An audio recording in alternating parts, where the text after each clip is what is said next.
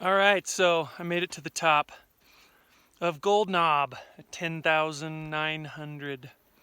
Just looking down here at Castle Valley and the Colorado River.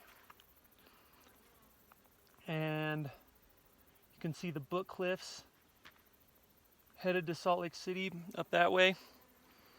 And the La Salle Mountains here above me and around me. It's pretty nice. You can see a little bit of snow. You can hear bees buzzing or flies.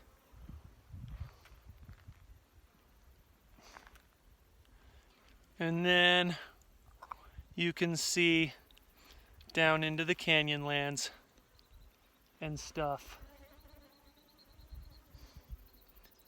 And then down there where I camped.